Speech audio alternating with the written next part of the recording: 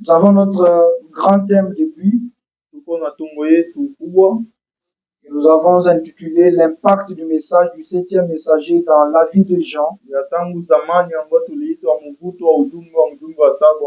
C'est toujours avec ce thème-là que nous allons évoluer. Nous allons juste ce soir prendre un petit sujet d'exhortation pour quand même nous ouvrir, nous introduire pour les choses qui vont venir après. Juste un sujet de méditation pouvant quand même nous faire réfléchir pour que nous puissions revenir un peu plus près de Dieu. Alors ce soir, je voudrais parler sur un petit quelque chose. Nous allons prendre cela dans Marc chapitre 11. Le 12e verset, nous descendons jusqu'au 22e.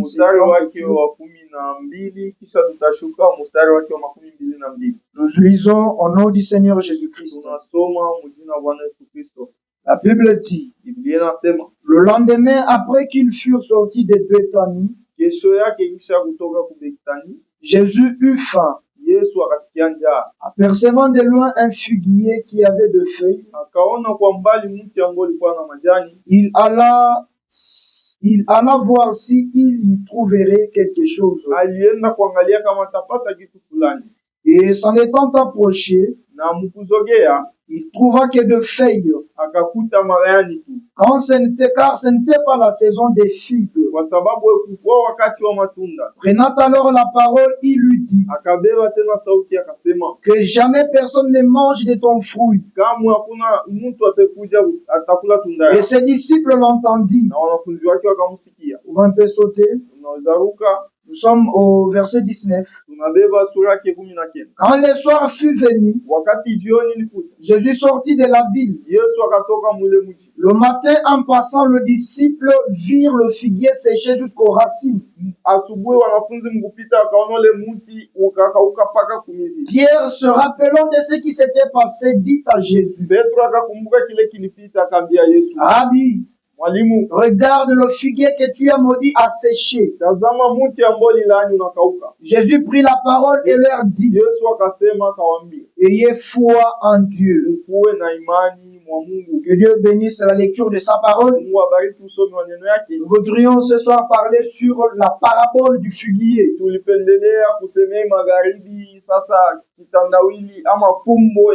Alors tout le monde connaît cette parabole. Jésus eut faim et il avait aperçu de loin un arbre qui avait de feuilles. Un figuier. Et s'en étant approché, il s'est rendu compte que l'arbre n'avait pas de fruits. Et il prit la parole et dit, personne ne mangera de ton fruit. Nous parlons ce soir sur une parabole, ou la parabole du figuier. Je voudrais un peu que l'on comprenne ce que c'est une parabole, avant que nous puissions aller loin.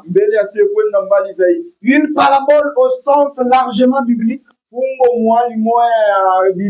c'est une façon de mettre une vérité dans une histoire simple.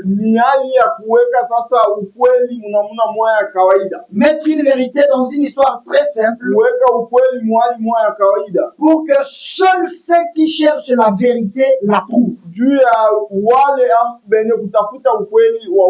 Donc une parabole, c'est une façon de mettre une vérité dans une histoire terre à terre. Pour un peu essayer de découvrir qui sont ceux qui veulent en savoir plus. Et ce soir, nous voudrions aussi parler sur la parabole du figuier. Et puisque nous parlons d'une parabole, nous osons croire qu'il y a toujours une vérité cachée dans une simple histoire. Surtout dans cette histoire du figuier. Qu'est-ce que ce figuier cache? Pourquoi Jésus a-t-il utilisé toute sa puissance pour maudire cet arbre? Le prophète Branham dit qu'il y avait des milliers de malades à cette époque-là. Il dit, mais pourquoi Jésus a-t-il utilisé sa puissance pour maudire ce figuier? Et nous également ce soir, nous voudrions savoir pourquoi Jésus a-t-il utilisé sa puissance pour maudire ce figuier. Une parabole, c'est une vérité cachée dans une simple histoire pour que ceux qui veulent en savoir plus la cherchent.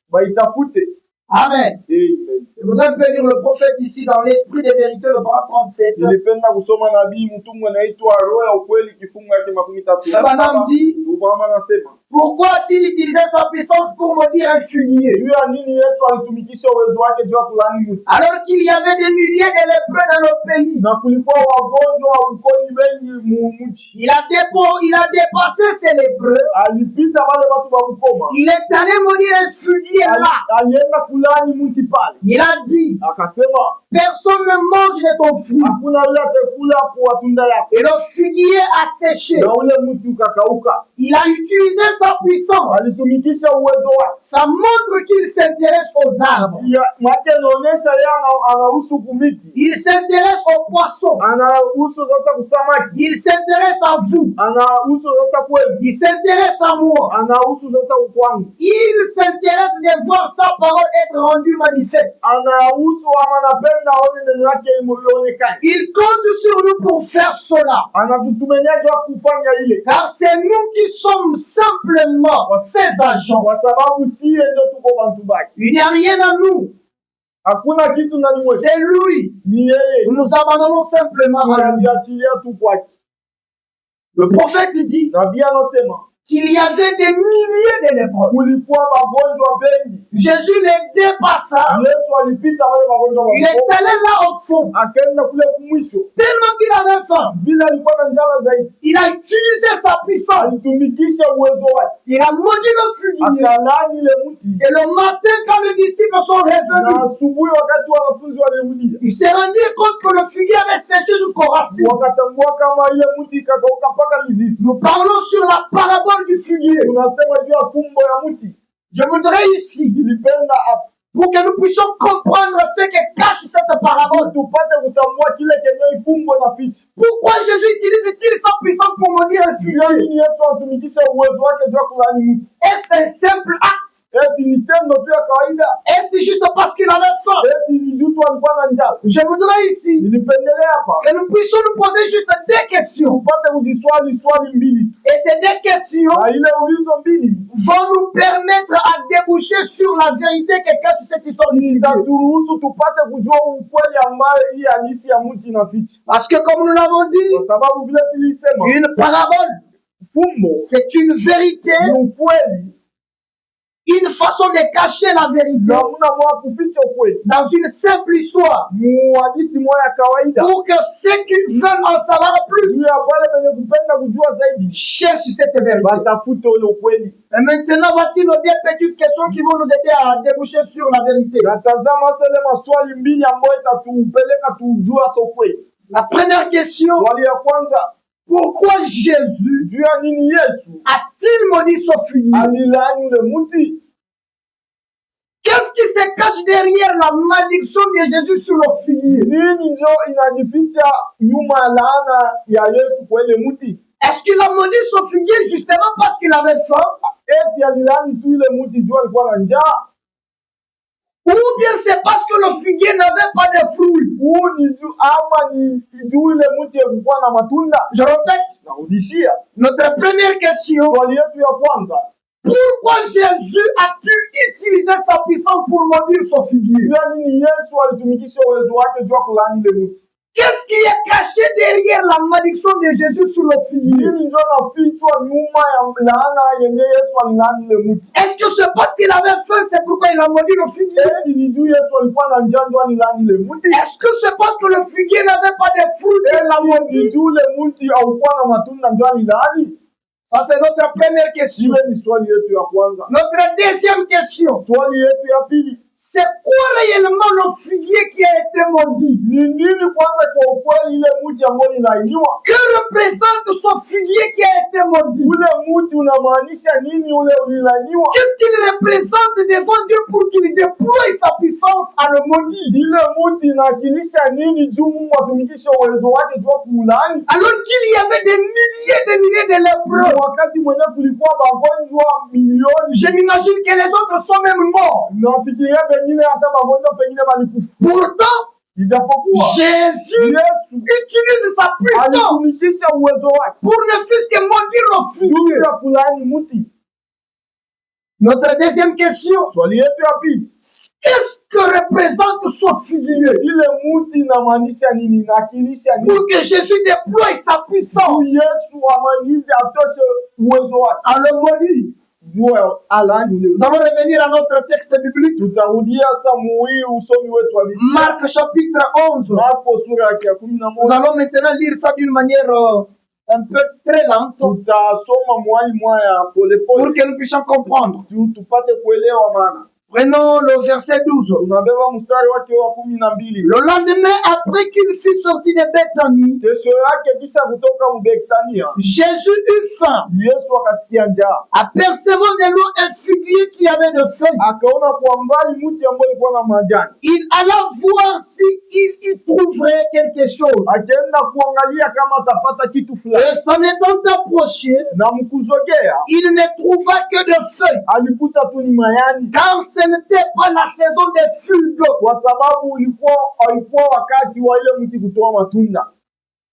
Jésus, après qu'il soit entré à Jérusalem d'une manière très triomphale.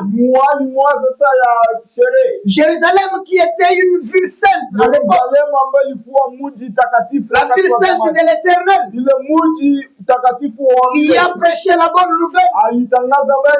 Il a guéri le malade.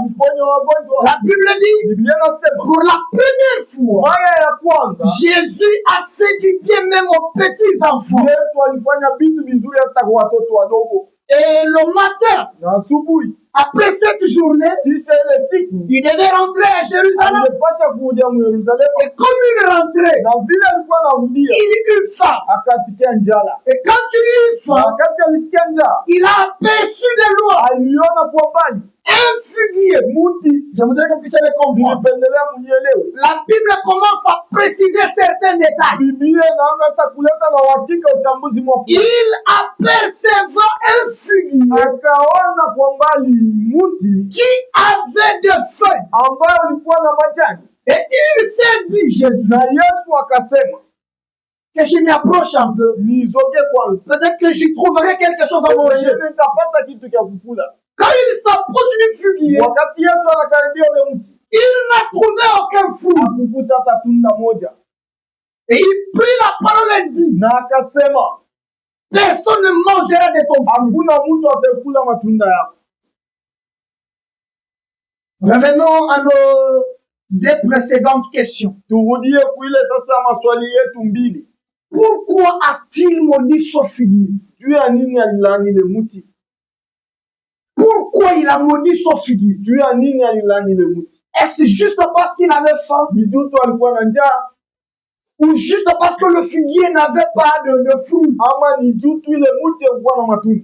Je voudrais que nous puissions comprendre maintenant. Nous allons répondre à la première question. Je voudrais que nous puissions tellement bien nous comprendre. Jésus n'a pas maudit son figuier parce qu'il n'avait pas de fruits. Il n'a pas non plus maudit son figuier parce qu'il avait faim. Bien que c'était la raison pour laquelle il s'en était approché. Il n'a pas maudit son figuier parce qu'il lui avait faim. Il n'a pas non plus maudit son figuier parce qu'il n'avait pas de fruits.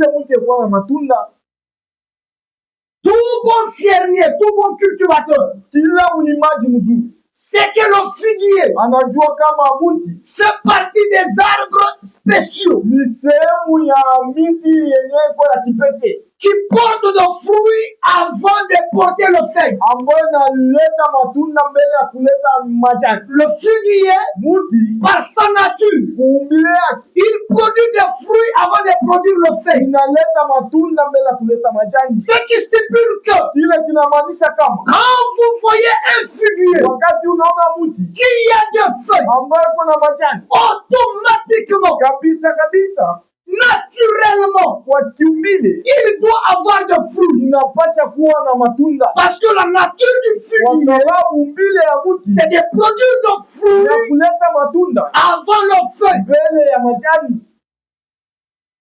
Oh, je ne sais pas si quelqu'un comprend ça. Nijue kama mtu anaelewa hii. Jésus Yesu n'a pas maudit le figuier amelaani mti parce qu'il avait faim. juu alikuwa na njala. C'est vrai qu'il s'était approché du figuier parce qu'il avait faim. Alimsogelea mti kwa sababu Mais alikuwa c'est na njala. pas ça la raison qu'il a poussé à maudire le figuier. Lengo ambayo ilimfanya alaani ile mti Il n'a pas non plus maudit le figuier wala kulaani mti parce que le figuier n'avait pas de kwa fruits. sababu mti hakukuwa na matunda. Il a plutôt maudit le figuier Alilaani lakini mti parce que le figuier kwa sababu mti avait de feuilles ulikuwa na majani sans fruits. bila matunda. Ce qui est quasiment impossible à sa nature. Kile kenye akiwezekane kabisa kumuumbile ile C'est que mti. Jésus Manake Yesu s'est rendu compte alitambua kama qu'il était devant un hypocrite alikuwa mbele ya mnafiki, qui a donné l'air de ce qui n'est pas. alionyesha hali ambayo ya kile Qu'il a donné l'impression de ce qui n'est pas exactement. ilimupatia hali ya kile kenye ana haki. Souvenez-vous que la Bible dit, Kumbuke Biblia inasema il vit de loin aliona kwa mbali un figuier avec de mti feuilles. ambayo uko na majani, Et la Bible na dit Biblia inaongeza que son figuier kama ile mti était hors saison. haikukuwa wakati wao. Ce qui veut dire Maana inamaanisha que la saison pour ce figuier manake wakati juu ya ile mti d'avoir de fruits ya kutosha matunda était déjà passé. ilikuwa ishapita. C'est qu'automatiquement, Manake kabisa il devait avoir de fruits. ule mti ungepasha kuwa na matunda. La saison où on devait attendre le fruit Wakati ambao ungepasha tumia était matunda passée. ulikuwa ishapita, Puisqu'il avait des feuilles, kwa sababu alikuwa na majani automatiquement, kabisa, il devait avoir de fruits. ungepasha kuwa na matunda.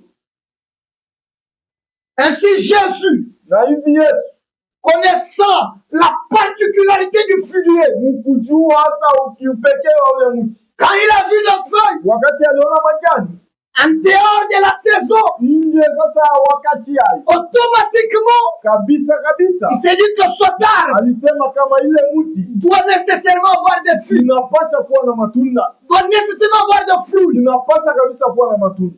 Donc, bref, un figuier, Maana kwa kifupi mti c'est un arbre ni mti qui produit des fruits ambao unatosha matunda avant de produire des feuilles. mbele ya kuleta C'est-à-dire le fruit vient avant le feuille. Manake matunda yanakuja mbele ya majani. Ça, c'est la nature normale du Ile figuier. mbile ya kawaida ya mti, Mais à la grande surprise de Jésus, lakini kwa kustukisha kukubwa kwa Yesu il se rend compte que le figuier n'avait pas de fruits. anakuta kama ile mti ilikuwa na matunda, Pourtant, il avait des feuilles. ijapokuwa ile mti ilikuwa na majani. Les signes indicateurs que quelque chose de bon était là. Maalama ya kuonesha kama kitu kizuri kilikuwa pale. Quand il s'approche, Wakati anazogea il se rend compte anajikuta kama qu'il n'y avait pas quelque chose. hakukuwa kitu fulani, Et Jésus s'est dit, na Yesu akasema comment cet arbre namna gani mti peut-il donner l'impression de posséder quelque chose inaweza leta muonekano wa kuwa na kitu fulani qu'il ne possède pas en réalité? ambayo yenyewe haina nacho kabisa. Comment cet arbre Namna gani mti peut-il paraître beau unaweza onekana mzuri avec de belles feuilles, na majani mzuri, mais donnant l'impression d'avoir de fruits lakini mkuleta hali ya kama uko na matunda alors qu'il n'en a pas? ni wakati mwenyewe hauna. Et si le figuier Na hivi mti a été maudit ulilaaniwa par Jésus-Christ, na Yesu Kristo, non pas parce qu'il avait faim, hapana juu tu Yesu alikuwa na non njaa, pas parce qu'il n'avait pas de hapana fruits, tu juu ule mti ulikuwa na mais matunda, parce qu'il avait de kwa feuilles sababu ulikuwa na majani sans fruits, bila matunda. une contre-nature, Ilipinga sasa maumbile, une contre-nature. ilipinga maumbile. C'est comme ça que Jésus a maudit son figuier. Le prophète dit quelque chose ici. Exposé de cet âge, la page 93. Le prophète dit, il dit l'arbre de vie. N'est-ce pas une belle expression? Elle était utilisée 3 fois dans le livre de la Genèse. 3 fois dans le livre de l'Apocalypse. Aux 6 endroits. Il s'agit du même arbre. Il symbolise exactement la même chose. Mais qu'est-ce que l'arbre de vie? Eh bien, avant tout, il nous faut savoir ce que représente l'arbre dans la Bible. Généralement, qu'est-ce que l'arbre représente? Dans Nombre chapitre 24, le 6e verset, le prophète dit, en décrivant Israël, Balaam disait qu'ils étaient comme des arbres d'aloe que l'Éternel avait plantés. Partout dans les Écritures, les arbres représentent des personnes. Donc quand la Bible parle d'un arbre, il parle des hommes. L'arbre dans la Bible, l'arbre dans la parole, représente des hommes. L'arbre dans les Écritures représente des hommes. Ce figuier représente l'homme. Pas n'importe quel homme. Parce que la Bible dit que lui, ce figuier, avait de feuilles. Ce qui le spécialise. Ça le spécifie encore. Parce que lui avait de feuilles. Ce figuier représente l'homme. Pas n'importe quel homme. Un homme religieux. Oh, suivez-moi très bien. Un homme religieux. Et il y a une très belle apparence. Une apparence de piété. Plein de feuilles. Mais donnant l'impression de ce qu'il n'est pas exactement. Il donne l'impression d'être un bon frère. Il donne l'impression d'être une très bonne soeur. Et quand on s'approche de lui, on trouve en lui un hypocrite. Un hypocrite religieux. Sans fruit aucun. Il connaît tout de la parole. Il connaît tout au sujet de Jésus-Christ. Mais sa vie est si sale que vous ne reviendrez pas. Sa vie est si sale que vous ne reviendrez pas, mes frères. Ce figuier nous représente. Il représente. Il vous représente. Des religieux. Des hommes qui prétendent croire la parole.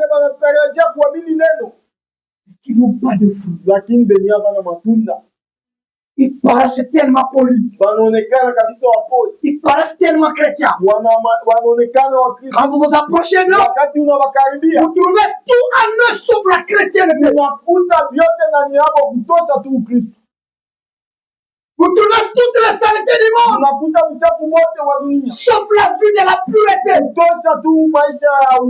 trouvez toutes les bêtises du monde, sauf la crainte de la parole, la crainte de Dieu. Jésus n'a-t-il pas dit, vous êtes le sel de la terre. Et si le sel perd sa saveur, avec quoi? Avec quoi? Avec quoi? La rendront-on? Si le sel qui est naturellement sel n'est plus sel, alors que naturellement il est appelé à être sel, Jésus dit s'il perd sa saveur, avec quoi la lui rendront-on? C'est que nous ne devenons pas les fils et les filles de Dieu. Nous avons été fils et filles de Dieu depuis la pensée éternelle de Dieu. Et si pour une raison ou une autre, nous perdons notre authenticité, ça n'est fini pour nous.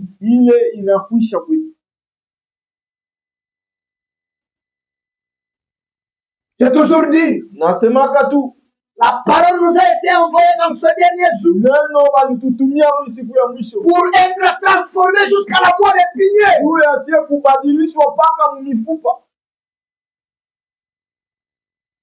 Nous ne devons pas donner l'impression au monde de ce que nous ne sommes pas. Nous ne devons pas paraître chrétiens alors que nous ne sommes pas chrétiens. On croit que nous sommes chrétiens. Et quand le païen s'approche de nous, ils m'ont dit c'est Dieu.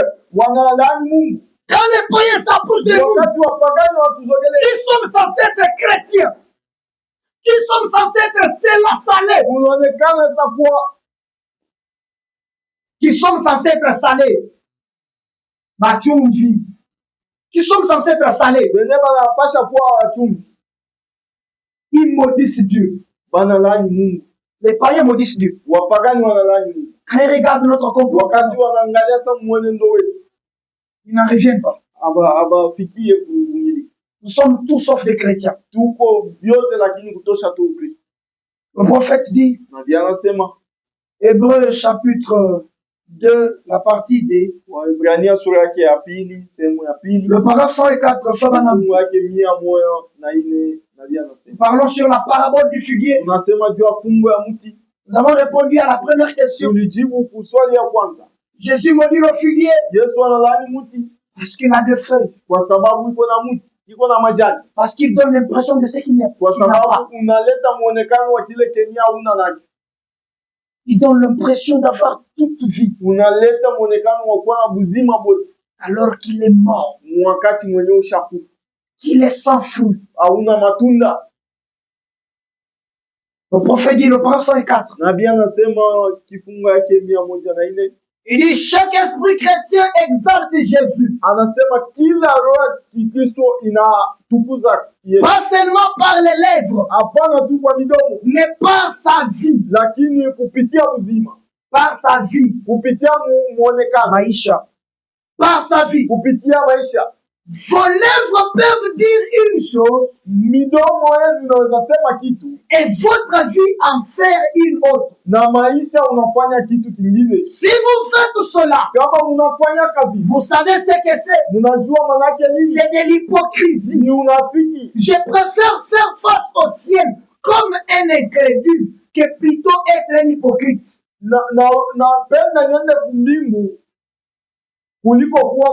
Napenda kwenda kumbingu mwenye kuwa mtokuamini ke kuwa munafiki. Je préfère aller au ciel comme étant un croyant, un incrédule, que d'y aller comme étant un hypocrite. Car j'aurai plus de chance. Je crois au ciel comme un fidèle plutôt qu'en étant un hypocrite. Si vous témoignez pour Jésus, et si vous dites il est le sauveur, vous devez vivre conformément à cela.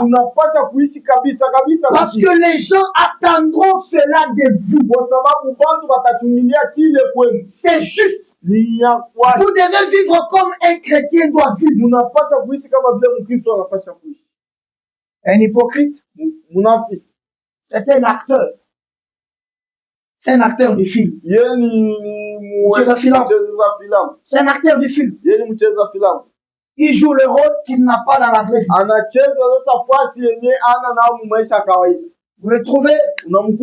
Il est peut-être motard.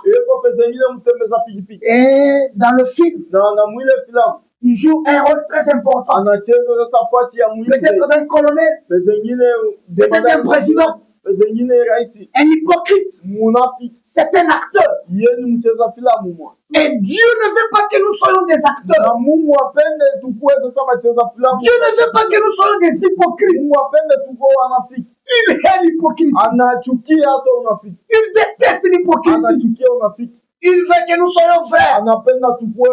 Vrais. L'homme a été créé pour être vrai. L'homme a été créé pour être authentique. C'est le diable qui nous amène l'hypocrisie. Qui fait que nous vivons comme des hypocrites. Enlève-moi le paragraphe 98. Le prophète Branham dit, maintenant, nous voyons que cette grande église s'est déplacée dans les arbres en portant son fruit. Comme les branches arrêtaient de produire, comme il les émondait, il leur donnait la vie. Il n'a jamais émondé le cep. Il n'a jamais émondé le cep, n'a jamais donné la vie au cep. Il a enlevé le branche. Il les a coupés parce qu'ils ne portaient pas de fruits. Jésus veut du fruit pour lui-même. Sa femme doit enfanter des enfants semblables à lui. Alors, si elle n'enfante pas d'enfants, des enfants épouses, des enfants paroles, alors c'est un enfant dénominationnel. Elle est donc retournée à son premier amour pour le monde, pour les dénominations. Elles ne peuvent pas enfanter un réel et véritable chrétien né de nouveau. Les dénominations ne peuvent pas produire un enfant réel né de nouveau. C'est Branham dit. Parce qu'il n'y a rien pour le faire là-dedans. Oh Église, oh épouse, nous avons tellement vu des choses. Les choses que Dieu a faites dans ce dernier jour. On nous a tellement pressé des choses. Et laissez-moi vous dire ce soir, l'heure est venue où Dieu s'approchera de nous en voulant cueillir du fruit. L'heure est venue pour que Dieu reçoive le fruit de ce qu'il a semé à nous. Jésus a dit, je leur ai donné ma parole. Ma parole les a guéris. Ma parole les a délivrés. Ma parole les a affranchis de toutes les chaînes du monde. Et nous, dans ce dernier jour, par la grâce de Dieu, nous avons reçu un message, une parole qui doit nous transformer complètement. Pour que nous être comme ce figuier-là, qui a donné l'impression d'être ce qu'il n'était pas en réalité, qui a donné l'impression d'être chrétien alors qu'il ne l'était pas, qui a donné l'impression d'être croyant alors qu'il ne l'était pas. Nous donnons l'impression au monde d'être des chrétiens alors que nous sommes pires que des païens. kama vile wapagani. Nous donnons l'impression au monde Tunaoleta mwonekano d'être convertis. ya kuwa waaminifu. Alors que ce que nous faisons Wakati mwenye biene tuko est nafanya pire que ce que font les païens. chafu zaidi ya bile Nous donnons l'impression au monde tunaleta mwonekano d'être nés de nouveau. ya kuzalika mara ya pili. Alors que nous n'avons jamais été justifiés. Wakati mwenye hatuyafanyiwaka haki. Nous ne sommes jamais justifiés. Hatuyafanyiwaka haki kama. Pourtant, l'impression que nous donnons, Wakati mwenye ile c'est d'être des bons frères, ni wakuwa wa ndugu des wazuri. bonnes sœurs Ya kuwa wadada wazuri. qui connaissent Christ. Wenye wanajua Kristo. Quand les païens s'approchent de nous, Wakati wapagani watuzogelea. ils maudissent Dieu. Wanalaani Mungu. Je voudrais ce soir Nipendelee magharibi.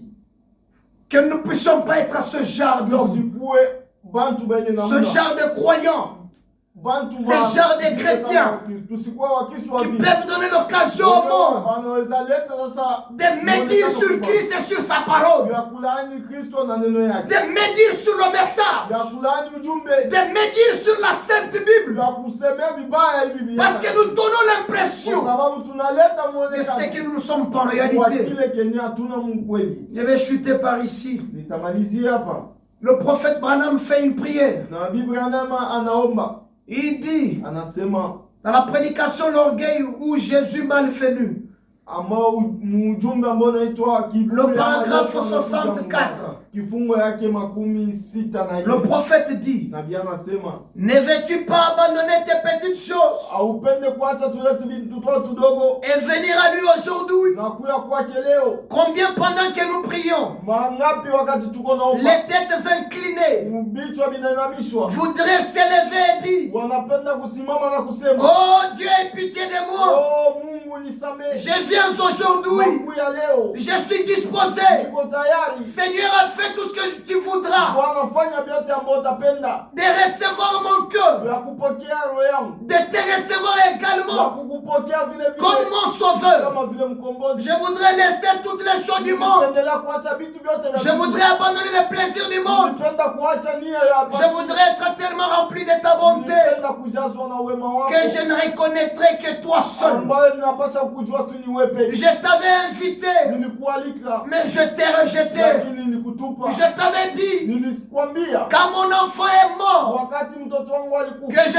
te servirai. kama Je nitakutumikia. t'avais dit, Nilikwambia quand ma mère s'est mourue, wakati mamangu atakufa, lorsque j'ai déposé des fleurs sur la tombe de mon père, nilitia sa matunda pale pa. J'avais dit, nilisemaka oh Dieu, oh Mungu, un jour je te servirai. kwa nitakutumikia. Mais je t'avais invité, Lakini nilikualika. je t'avais rejeté, Nilikutupa. je t'ai rejeté. Nilikutupa. Mais aujourd'hui je viens. Lakini leo nakuja. Lorsque le prédicateur a dit, Wakati mhubiri alisema il y a quelques instants, uko muda fulani qu'on avait planté un petit pieu à côté de l'endroit où gisait le bébé et la maman. C'est-à-dire Hop et sa maman.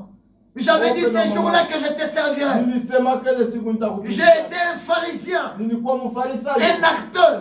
Mcheza Je filamu. ne suis jamais réellement revenu à toi. Nilikuwa siarudia kama Mais kwako. me voici. Sasa mimi hapa Je viens maintenant. nakuya sasa. Je vais me tenir debout. Nitasimama wima. Seigneur, Bwana, pour te prouver que je t'aime. juu ya kukuhakikishia kama Je nakupenda. n'ai pas honte de toi. Sina haya Tu yako. as fait beaucoup pour moi. Ulifanya mengi. Je voudrais faire le peu pour toi. Nilipenda kufanya madogo. Au mieux que je le peux. Mwali ambayo Je ne voudrais pas sikupendelea. que tu te mettes là Ukue pale. à me regarder m'embourber. Unalia na mie. Je t'aime, Seigneur, tu le sais. Nakupenda Bwana na unajua. C'est la prière du prophète. Ni maombi ya nabii. La parabole du figuier, Hii sasa fumbo ya mti c'est de produire le feuille avant le fruit. ni ya kuleta majani. C'est de donner l'impression de ce que l'on n'est pas. Ni ya kuleta muonekano wa kile C'est de paraître ni kuonekana quelque chose d'autre. kitu kingine tofauti. Alors qu'en réalité, on est quelque chose d'autre. Kweli na kiko kitu kingine. Telle était notre petite exhortation de ce soir. Ile ndio ilikuwa saa kangamisho yetu ya hii magharibi. Nous allons faire un mot de prière.